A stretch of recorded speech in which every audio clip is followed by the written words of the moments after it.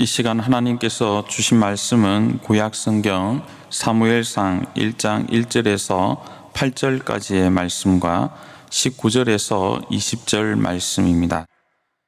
에브라임 산지 라마 다임 소빔에 에브라임 사람 엘가나라 하는 사람이 있었으니 그는 여로함의 아들이요 엘리우의 손자요 도후의 증손이요 숲의 현손이더라. 그에게 두 아내가 있었으니 한 사람의 이름은 한나요 한 사람의 이름은 브닌나라. 브닌나에게는 자식이 있고 한나에게는 자식이 없었더라. 이 사람이 매년 자기 성읍에서 나와서 실로에 올라가서 만군의 여호와께 예배하며 제사를 드렸는데 엘리의 두 아들 홈니와 비느하스가 여호와의 제사장으로 거기에 있었더라. 엘가나가 제사를 드리는 날에는 제물의 분깃을 그의 아내 브닌나와 그의 모든 자녀에게 주고 한나에게는 갑절을 주니 이는 그를 사랑함이라. 그러나 여호와께서 그에게 임신하지 못하게 하시니 여호와께서 그에게 임신하지 못하게 하심으로 그의 적수인 브닌나가 그를 심히 격분하게 하여 괴롭게 하더라. 매년 한나가 여호와의 집에 올라갈 때마다 남편이 그같이 하매 브닌나가 그를 격분시키므로 그가 울고 먹지 아니하니 그의 남편 엘가나가 그에게 이르되 한나여 어찌하여 울며 어찌하여 먹지 아니하며 어찌하여 그대의 마음이 슬프냐 내가 그대에게 10 아들보다 낫지 아니하냐 하니라. 그들이 아침에 일찍 일어나 여호와 앞에 경배하고 돌아가 라마의 자기 집에 이르니라. 엘가나가 그의 아내 한나와 동침하매 여호와께서 그를 생각하신지라. 한나가 임신하고 때가 이름에 아들을 낳아 사무엘이라 이름하였으니 이는 내가 여호와께 그를 구하였다 함이더라. 아멘. 오늘부터 역사서 사무엘서를 묵상합니다. 사무엘 상하, 열왕기 상하, 역대기 상하, 역사서라고 그러죠. 역사서라는 말은 하나님의 구원 역사의 거대한 흐름이 이 책을 보면은 읽혀지게 된다는 것을 말을 합니다.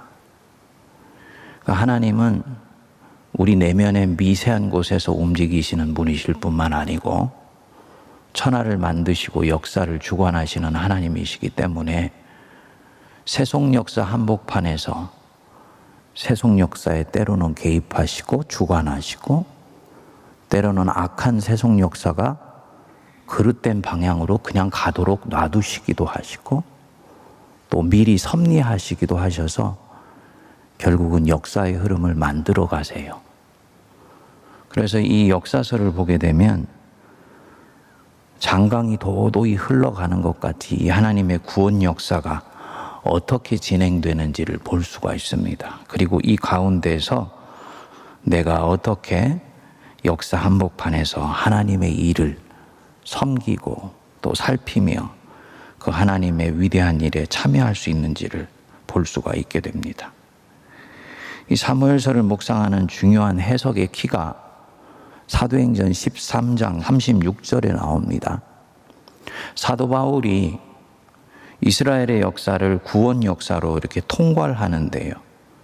그 13장 36절에 보면 다윗은 당시에 하나님의 뜻을 따라 섬기다가 죽어 잠들었으며 이렇게 나옵니다. 근데 여기 당시에라는 말을 영어 성경으로는 보면 in his own generation 이렇게 나옵니다. 자기 자신의 시대라는 뜻입니다. 그러니까 역사서의 주인공, 사무엘서의 주인공이 사무엘과 다윗인데 이 사무엘과 다윗은 무중력 상태 공간에서 신앙한 것이 아니고 자기 자신들이 살았던 시대가 있다. 각자 자기 시대에 그 시대가 가야 되는 방향, 하나님의 구원 역사가 지금 여기서 가야 되는 그 방향과 흐름을 붙들고 씨름하고 그 시대의 문제를 붙들고 몸부림치면서 하나님의 뜻을 섬겼다. 이런 뜻입니다. 그러니까 신앙이 가지고 있는 역사성이 있다는 것을 말을 하는 것입니다. 하나님의 뜻을 이루는 삶은 영원한 삶인데요. 그 영원하신 하나님의 뜻을 이루는 이 삶은 항상 그 자신이 살고 있는, 한 사람이 살고 있는 역사라는 특정한 국면 속에 있는 하나님의 일들이 이루어지는 방향 속에서 하나님 뜻이 이루어진다는 거예요. 그 하나님은 항상 어떤 시대 속에서 일을 합니다. 그 정치인들이나 세속 역사만 시대 정신이 있는 것이 아니고 그리스도인들에게서도 시대 정신이라는 것이 있는 거지. 그래서 그 시대 속에서 한 스텝 한 스텝 일해서 그것을 연결해서 나중에 큰 흐름이 완성이 돼요. 점이 모여서 선이 되고 선이 움직여서 입체가 만들어지는 것과 같은 원리입니다. 오늘 우리가 사는 시대를 보면 굉장히 혼란스럽지 않습니까? 세계 질서가 급속히 재편되어 가고 있는 그런 소용돌이 속에서 우리가 신앙생활을 하고 있습니다.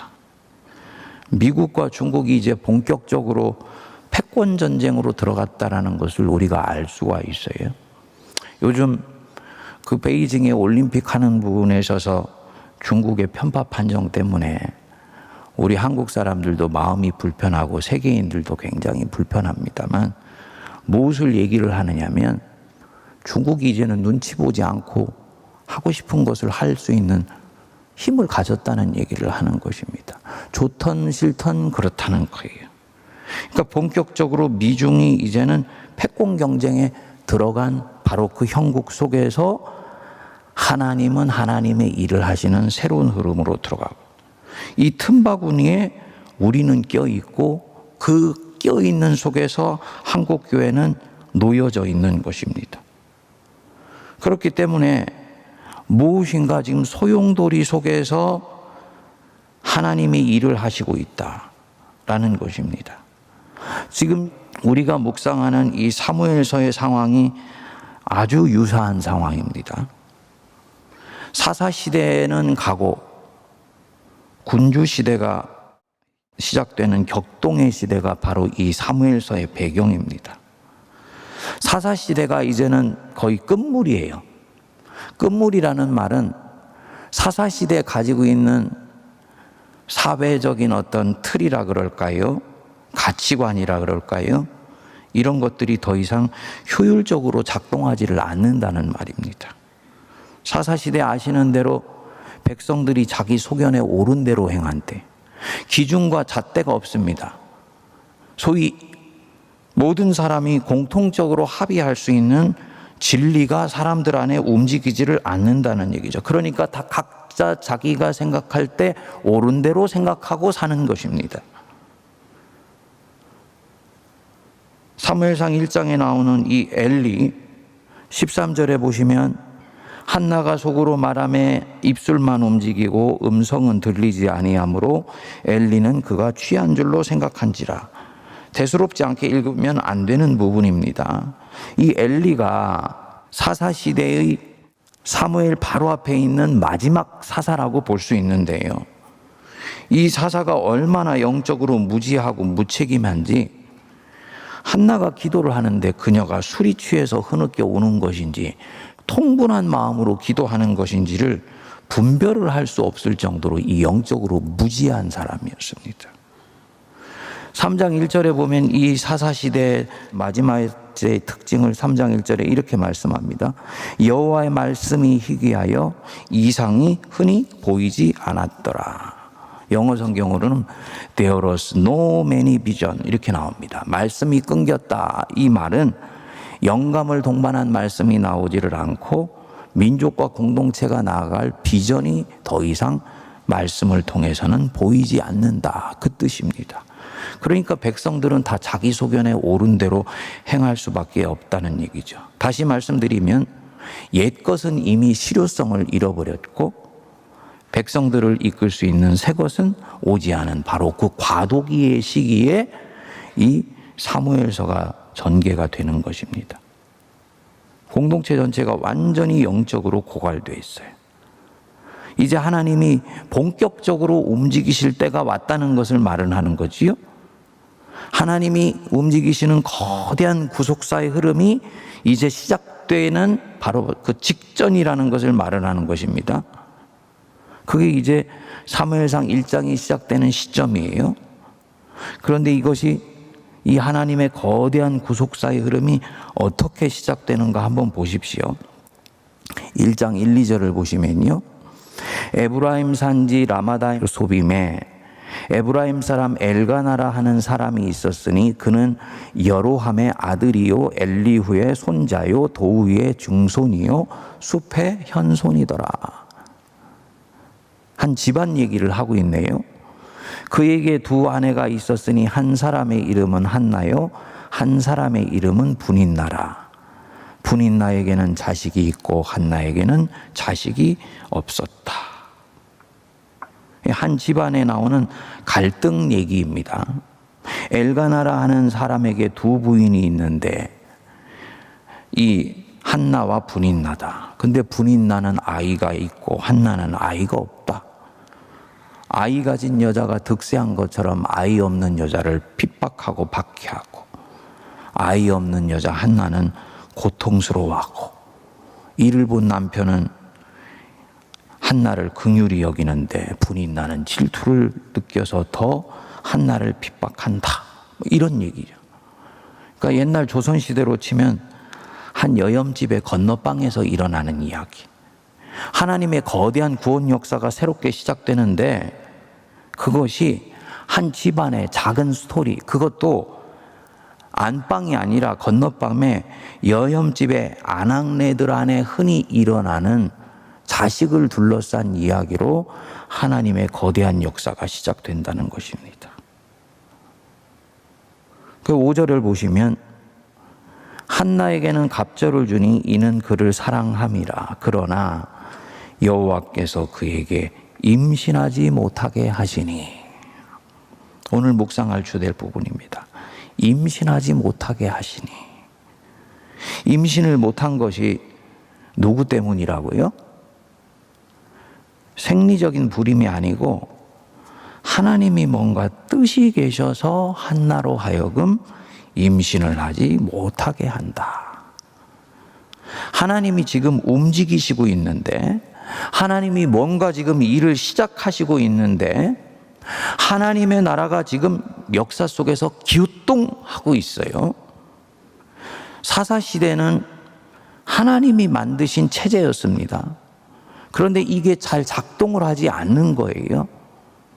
광야 2세대의 하나님의 구원 역사를 뚜렷이 경험했던 세대는 다 사라져버리고 가나안 땅은 당연한 것으로 여기며 자기들이 먹고 풍요로운 것들은 지극히 당연히 자기들이 누려야 되는 권리 정도로 생각하면서 하나님을 의식하지도 않고 하나님을 경배하지도 않는 새로운 세대들이 계속 이어졌습니다.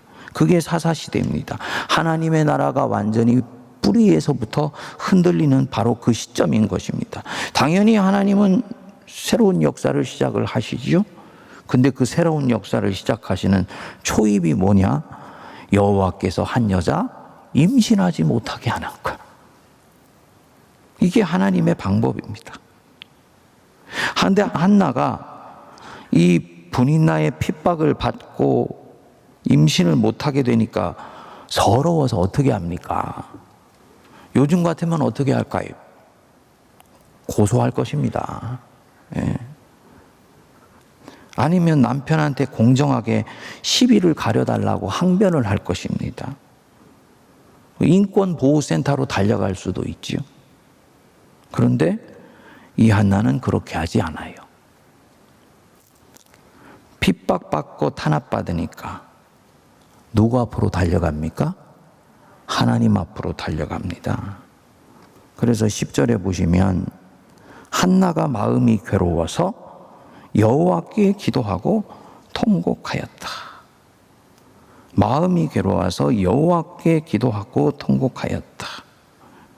여러분, 이게 역사서라는 것을 염두에 두고 읽으셔야 됩니다. 무슨 말씀이냐면 역사서라는 걸 염두에 두지 않고 읽으면 우리가 이렇게 묵상할 것입니다. 아, 힘들고 어려울 때는 하나님께 달려가서 기도하라는 말이구나. 이건 전형적으로 경건주의적 성경 읽기라고 그럽니다. 그냥 자신의 모든 문제를 개인의 문제로 정리하고 개인의 문제로 풀어나가는 거예요. 근데 다윗은 그 시대에 하나님의 뜻을 받들어 섬겼다 그랬잖아요. 역사서를 읽을 때는요, 하나님의 큰 장관과 같은 거대한 역사의 물질기 속에 나 한 사람의 인생이 살포시 놓여져 있다는 거예요. 그리고 나 한 사람의 인생이 온전히 꽃을 피우기 위해서는 하나님의 이 도도한 구원 역사의 흐름을 절대로 잊으면 안 된다는 것을 말을 하는 것입니다. 그러니까 한나가 마음이 괴로워서 여호와께 기도하고 통곡하였다. 아, 힘들고 어려울 때는 주님 앞에 가서 기도하라는 얘기구나, 이 말이 아니고, 지금 한나를 괴롭히고 있는 이 문제는 사사시대의 혼란기라는 이 문제를 정리하는 것과 깊이 관련이 있다 없다? 관련이 있는 거예요. 그리고 이 문제를 하나님이 한나라는 여인의 문제 해결 방법을 통해서 물꼬를 터나가시려고 하고 있다는 것을 우리가 염두에 둬야 되는 것이지요. 당시에 우리 하나님은 억울한 사람이 문제를 해결받는 유일한 통로였습니다. 그래서 하나님은 가난한 자, 소외된 자, 억울한 자, 고통받는 자의 신문을 들으시고 이들의 탄원에 응답하시는 분이다. 구약 성경은 반복해서 이렇게 말씀을 합니다. 다른 통로가 없으니까 달려간 것이겠지요. 요즘처럼 이 인권이 발달되어 있는 사회도 아니니까. 그러니까 반대로 지금은 사회에서 이런 문제가 생기면은 정당한 통로를 찾아가서 정당하게 법에 호소하기도 하고 인권보호센터로 달려가기도 할 것입니다. 필요합니다. 하지만 바로 여기에 동시에 문제가 있어요. 오늘날 시대 사람들의 문제가 있습니다. 어떤 사람이 이런 일을 당했다. 근데 이 사람이 그런 사회적인 기관으로 달려가지 않고 하나님께로 달려갔다. 오늘날. 이 사람은 바보 같은 사람이거나요, 하나님의 통큰 구원 역사의 흐름 속에서 나의 이 문제가 지금 있다라는 걸 알 때는요, 이 사람은 문제를 더 크게 보고 해결하려고 하는 사람입니다. 나는 하나님께 달려갈 거야. 나는 하나님께 내 억울한 사정을 풀어서 놓고 다 고해 바칠 거야. 이렇게 하고 있는 거예요. 세상 사람들은 이것을 미련하게 볼 수 있죠. 근데 이 사람은 이 문제를 더 크고 더 아름답고 더 위대하게 해결하고 있다는 것입니다. 만일에 한나가 이 문제를 오늘 우리가 푸는 방식으로 풀었다면은 그는 사무엘을 낳을 수도 있고 어떤 식으로 해서 문제를 해결할 수 있지만, 이 사무엘을 낳은 이 부분, 하나님의 거대한 은혜의 흐름 속에서 사무엘의 인생을 보기보다는 자기가 애쓰고 분투하고 쟁취한 결과물로 결국은 갖게 되는 것입니다. 결국은요, 여호와께서 그를 임신하지 못하게 하시면서 가지고 오셨던 더 깊은 뜻을 이루는 데는 실패하게 되는 거예요. 이 한나는 이 부분에 있어서 이 문제를 본인이 의도했던 의도하지 않았던 아주 하나님이 뜻하시는 방향으로 풀어나가기 시작해요. 그래서 문제를 더 크고 더 아름답고 더 위대하게 해결해 나갑니다. 그리고 이 문제를 푸는 과정에서 이 사람, 이 한나에게는 인생의 완전히 새로운 전기가 만들어지는 거예요. 한나는 누구냐? 위대한 선지자 사무엘을 낳은 어머니다. 그리고 그 아들을 낳아서 싹돌을 되지 아니하고 나시드린으로 하나님께 바쳐서 주님의 구원 역사에 가장 아름답게 쓰임받게 된다. 이렇게 하나님의 역사가 기록을 하고 있는 것입니다. 여러분, 우리가 하나님의 구원 역사에 이렇게 하늘나라 생명책에 기록될 수 있게 되기를 바랍니다. 하지만요, 한나 자신은 그렇게 될 줄 몰랐죠. 자신이 지금 이렇게 해서 하나님의 크고 놀라운 뜻을 이루는 초석을 만들고 있다는 것, 그는 모르죠. 이것이 하나님의 섭리 안에서 진행되고 있다는 것, 그것도 모르죠. 그러니까 10절에 보면 마음이 괴로워서 여호와께 기도하고 통곡했다. 이렇게 성경은 기록하는 거예요. 다시 말씀을 드려서 한나는 지금 지극히 작은 형태로 영적인 실천을 하고 있다는 것입니다. 지극히 작은 형태로 자기의 문제를 붙들고 씨름을 하고 영적으로 실천하고 있는데 나중에 보니까 이것이 가장 크고 놀라운 일로 나타나게 된 거예요. 한번 묵상을 해보실까요? 우리 주변에도 혹시 이런 일들이 있지 않은가? 저는 예수를 믿으면서 점점 그런 확신을 갖게 됩니다. 청년의 시대 때, 신학교 다닐 때 한국교회 문제가 엄청 크게 보이고 세상의 문제가 굉장히 크게 보였습니다. 그리고 그때 봤던 그 문제는 여전히 제가 살고 있는 인생 한복판에 놓여 있습니다. 그래서 여러분들이 지금 제가 말씀하면 아마 웃으실 것인데 신대원 1학년, 2학년 때는 이상학 전도사가 루터나 칼뱅 같은 사람이 될 수 있을 거라고 생각을 했어요. 문제를 그만큼 크게 보고 크게 해결하겠다고 생각하고 달려갔던 거지요. 그런데 문제는 계속 그 자리에 그대로 있더라고요. 왜냐? 문제는 크게 보고 해결은 크게 하겠다 하지만 해결하겠다고 하는 나 자신은 조금도 바뀌지 않고 그 자리에 있기 때문이었습니다. 세월이 지나면서요. 성경을 다시 읽게 되니까 저 자신의 문제가 보이게 되었습니다. 하나님은 아무리 큰 일도 그렇게 시작하시는 분이 아니구나. 기도가 크다고 해서 내가 큰 사람 되어 있는 것 아니구나. 하나님, 한국교회를 불쌍히 여겨주십시오 라고 크게 기도한다고 해서 내가 한국교회를 붙들고 지금 씨름하는 사람이 되어 있는 것은 아니구나 라는 것이었습니다. 우리 세문안교회 성도님들이 이 부분은 깊이 유념해야 됩니다. 세문안교회 성도님들이 한국교회의 어머니 교회로서 한국교회를 섬기겠다는 큰 뜻을 가지고 있어요. 하지만 그 뜻을 내가 지금 가지고 있다고 해서 내가 큰 사람이 되어 있는 것은 아닙니다. 중요한 것은 무엇입니까? 그 부분을 가지고 얼마나 진솔하며 솔직하며 정직하며 하나님의 뜻에 합당하게 반응할 수 있느냐, 바로 여기에 이 기도가 내게 주신 소명을 따라 이루어질 수 있느냐 없느냐, 바로 이것이 결정된다는 것입니다. 한나를 보면요, 문제가 생기니까 기도하지요. 그리고 이 문제가 하나님께로부터 온 것인지 본인은 알지 못합니다. 하지만 자기 자신에게 있는 그 기도의 제목을 가지고 가장 진실되면서 정직하게 자기가 열망하는 통로를 따라서 오롯이 하나님을 쫓아갑니다.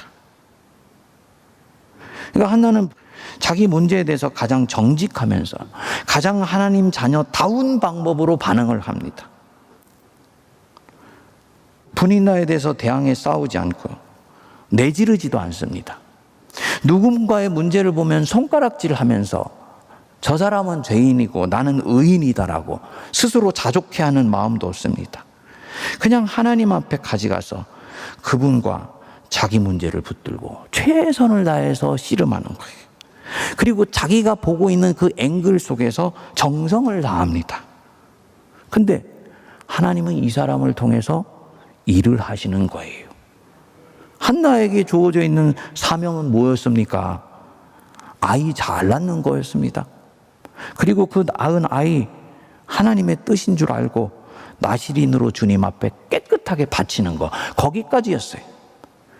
이 아이를 가지고 어떻게 키워나가는 거냐? 하나님의 일이에요. 그리고 이 키워진 이 아이 사무엘이 결국은 한 시대를 움직이는 정치주자인 다윗을 낳는 거, 그것 또한 하나님의 일입니다. 우리는 3단계, 4단계를 보면서 지금 여기 일을 하려고 하는데, 그러면 역사의 주인공은 내가 되는 거지요. 하나님은 그렇게 일하시지 않아요. 너는 네 시대, your own generation에 할 일만 하면 돼. 거기에 최선을 다해서 너는 아이 하나 낳으면 그 뒤에 이 아이를 가지고 어떻게 할까는 내가 알아서 하는 거야.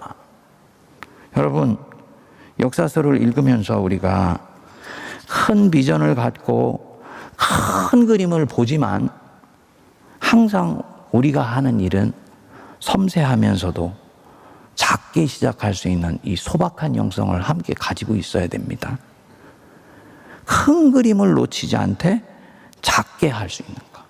큰 그림을 놓치지 않되 크게 기도하지 않고 진솔하고 소박하고 정직하게 일할 수 있는 것. 여기서 하나님이 역사가 나타나고 주님이 나를 쓰시게 될 줄 믿습니다. 목사님 선거를 하려고 그러니까요, 찍을 사람이 없어요. 맞습니다. 근데 생각해 보면 한국교회 문제 아닌가요? 한국교회 지난 40년간 뭐 했는데? 강남에 있는 교회들 중심으로, 아니 그전에는 기성교회들 중심으로 해서 예배 신실하면 된다, 열심히 예배드리고 그걸로는 안 돼. 강남에 있는 교회들 40년 동안 제자훈련 열심히 했지 않습니까? 근데 결국은 40년 지나고 보니까 인물이 나오지를 않는 거예요. 한국교회 인물이 없습니다. 이 시대에 인물이 없습니다. 한탄만 하지 말고 고요하게 혼자 교회 학교 가서 내가 사람 키워내야지 하는 마음으로 섬기기 시작하는 것. 이게 하나님의 일이 시작되는 방법입니다. 무엇보다도 그런 사람이 내가 먼저 되는 거예요. 크게 꿈꾸고 기도하되 작게 실천할 수 있는 이 첫걸음이 우리에게 열릴 수 있게 되기를 바랍니다.